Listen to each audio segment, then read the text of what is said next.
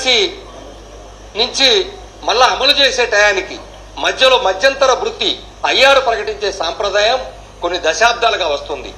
గత ప్రభుత్వ హయాంలో కూడా 27% ఐఆర్ తీసుకున్నాం. మరి అటువంటి పరిస్థితుల్లో మేము అధికారంలోకి రాగానే మంచి ఐఆర్ ప్రకటిస్తామని చెప్పినటువంటి ప్రభుత్వం ఆ ఊసే ఇప్పుడు ఎత్తటం లేదు. చూడండి, జగన్మోహన్ రెడ్డి గారు 27% ఇచ్చారు. అయినా కూడా వీళ్లకు జగన్మోహన్ రెడ్డి గారి మీద కోపంతో జగన్మోహన్ రెడ్డి గారు ఓడించారన్నది మనం చూసాం. అంటే వీళ్ళని తప్పు పట్టాలని కాదు, కానీ కూటమి అంత మోసం చేసింది. మంచి మంచి మంచి అని పేరు చెప్పి జగన్మోహన్ రెడ్డి గారు ఇచ్చిన దానికంటే ఎక్కువ ఇస్తామని చెప్పి మంచి అయ్యారు, మంచి పిఆర్స్ అని చెప్పి మోసం చేశారు. ఈరోజు ముంచేశారు. సో జగన్మోహన్ రెడ్డి గారు చేసిన దాంట్లో జీరో కూడా వీళ్ళు చెయ్యలేదు. ఒక సంవత్సరం క్రితము సిబిఎన్ గారు పిలిపించుకొని వీళ్ళతో మాట్లాడి అన్నీ అమలు చేస్తామని చెప్పి అప్పుడు హడావిడి చేస్తారు. 1 year అవుతుంది మళ్ళీ.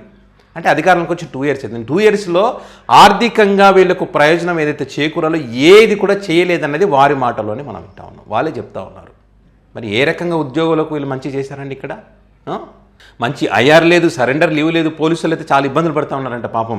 ఈ రిటైర్ అయినటువంటి వాళ్ళ పరిస్థితి ఇంకా దారుణంగా ఉందంట పాపం. 7,000 కోట్ల రూపాయల బకాయిలు ఉన్నాయంట దీంట్లో. అవుట్ సోర్సింగ్ ఉద్యోగస్తులు అయితే వీరితో పాటు సమానంగా పనిచేస్తున్నప్పటికీ వీళ్ళకి వచ్చే జీతాలు చాలా అంటే చాలా తక్కువ. మరి జీతాలు తక్కువ వస్తున్నాయి ఒకటి, అధిక ధరలు పెరిగినాయి మరొకటి. ఈ అవుట్ సోర్సింగ్లో జాబ్ చేస్తున్నటువంటి కారణంగా వారికి ప్రయోజనం అంటే ఇప్పుడు ఏమంటారు, ప్రభుత్వం నుంచి వచ్చే పథకాలు వారికి వారి కుటుంబ సభ్యులకి ఎవరికి రావంట. ఇంకా దారుణం వాళ్ళ పరిస్థితి పాపం.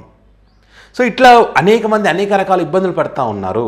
సో వీళ్ళు ఉద్యమాలు చేయకుండా, ఈ డిస్కషన్ చేయకుండా ఉండేందుకు ఆ ఉద్యోగస్తులందరినీ కొంచెం పని ఒత్తిడి ఎక్కువయ్యే పనిలో నిమగ్నమయ్యే విధంగా చేశారంట. మొత్తం పనిలో అంటే దీని గురించి ఆలోచించే వీలు లేకుండా ఎవరైనా అడిగితే మీకు రావాల్సిన బకాయిలంతా మీ పరిస్థితి ఏంటి అడిగే క్రమంలో వాళ్ళు నేను దీంట్లో సర్ప్రక్రియలో ఉన్న ఇంకో దాంట్లో ఉన్నది మొత్తం చెక్ చేసుకోవాలి, చూడాలి అనే విధంగా వీళ్ళు వాళ్ళని ఆ దాంట్లో ఉంచేస్తారు పాపం ఉద్యోగులని.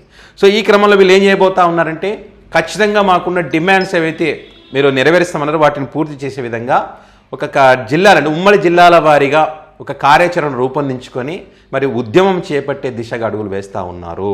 వీళ్ళు ఇన్ని రోజులు ప్రెస్ మీట్లకే పరిమితం అయ్యారు. ఎందుకంటే ఇక్కడ ఉన్నది జగన్మోహన్ రెడ్డి గారు కాదు కదా. జగన్మోహన్ రెడ్డి గారు అధికారంలో ఉన్నప్పుడు రెచ్చగొట్టారు వీళ్ళు.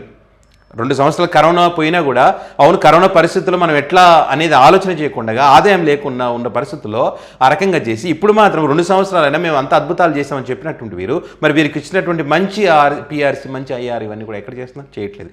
కాబట్టి వీళ్ళకు మండింది.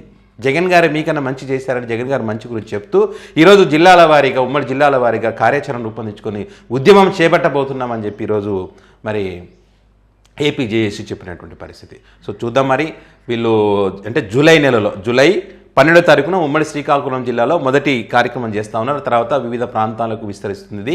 మరి అంతలోపు వీళ్ళు ఏమైనా డిసిషన్ తీసుకుంటారా లేదన్నది చూడాలి. మొత్తానికైతే చర్చ జరుగుతున్నట్టు చాలామంది పబ్లిక్ అంటున్నట్టు అత్యాశకు పోయి మీరు మోసపోయారు జగన్ గారిని మోసం చేసి, సో ఇప్పుడు అనుభవించక తప్పదని చెప్పి చాలామంది కామెంట్ చేస్తూ ఉన్నారు. ఏదేమైనా వారికి రావాల్సినటువంటి న్యాయపరమైన డిమాండ్లు నెరవేరేదాకా ప్రతి ఒక్కరు కూడా సపోర్ట్ చేయాల్సినటువంటి అవసరం ఉంది. సో మరి ఏం జరుగుతుందో చూద్దాం. మరి ఈ అంశానికి సంబంధించి మీ అభిప్రాయాన్ని కామెంట్ రూపంలో పెట్టగలరు. Thank you.